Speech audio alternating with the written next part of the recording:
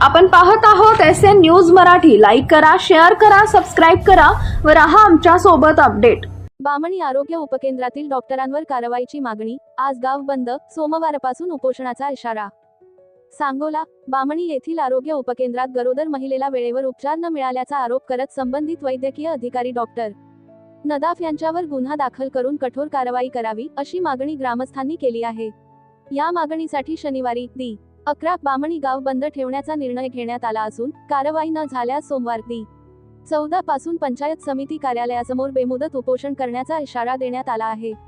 याबाबत जनाबाई हरी भोसले यांनी पंचायत समितीचे गटविकास अधिकारी, सांगोला पोलीस निरीक्षक आणि तहसीलदार यांना निवेदन सादर केले आहे।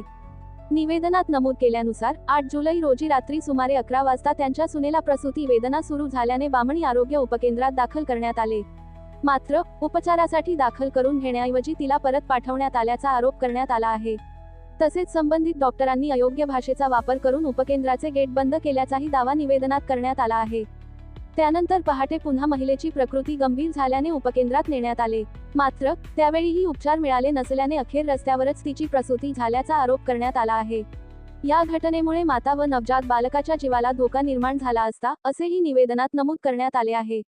या घटनेबाबत संबंधित डॉक्टरांनी आपल्या कर्तव्यात कसूर केल्याचा आरोप करत त्यांच्यावर तातडीने गुन्हा दाखल करावा अशी मागणी करण्यात आली आहे। या मागणीच्या समर्थनार्थ शनिवारी बामणी गाव बंद ठेवण्यात आले असून प्रशासनाने त्वरित कारवाई न केल्यास 14 जुलैपासून पंचायत समिती कार्यालयासमोर बेमुदत उपोषण सुरू करण्यात येईल असा इशारा ग्रामस्थांनी दिला आहे। निवेदन सादर करताना बामणी गावातील ग्रामस्थ मोठ्या संख्येने उपस्थित होते।